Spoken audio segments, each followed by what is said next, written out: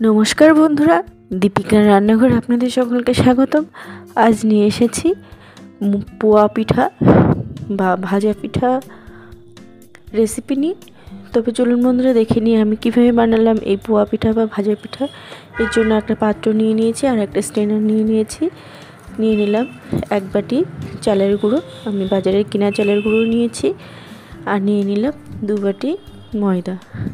যতটা পরিমাণ চালের গুঁড়ো নিতে হবে তার ডবল পরিমাণ ময়দা নিলে পিঠার রেসিপিটা পারফেক্ট হবে।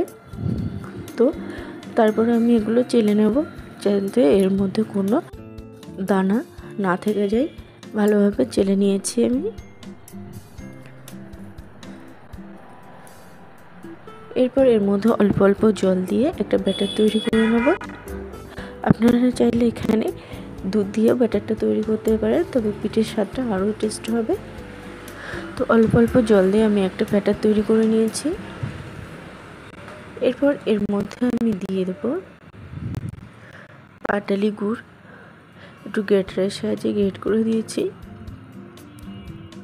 আপনারা চাইলে এখানে চিনিও, পাটালি গুড়ের পরিবর্তে চিনিও ব্যবহার করতে পারেন। এবার গুড়ের সাথে ভালোভাবে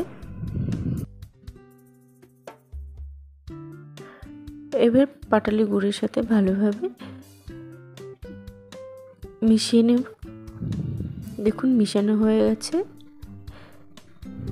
ব্যাটারের ঘনত্বটা এরকমই হবে, খুব পাতলাও হবে না আবার ঘনও হবে না। এরপর একটা কড়াইতে আমি সাদা তেল গরম করে নিয়েছি। তারপরে পিঠাগুলো দিয়ে দিলাম। এগুলো নিচ থেকে একটু হালকা ব্রাউন হয়ে গেছে।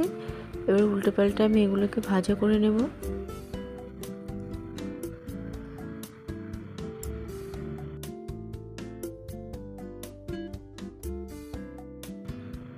এগুলো ভাজা হয়ে গেছে।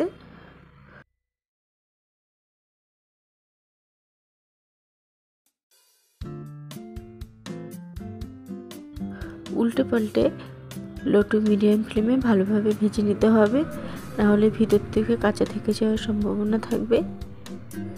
তো রেডি হয়ে গেছে ভাজা পিঠে। এবার এগুলোকে আমি নামিয়ে নেব।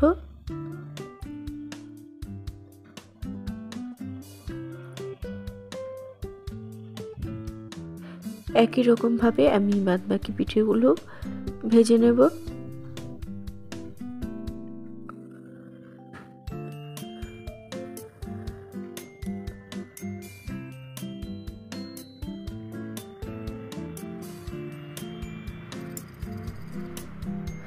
এগুলো নিচ থেকে ব্রাউন হয়ে গেছে, আর উল্টে পাল্টে ভাজা করে নেব।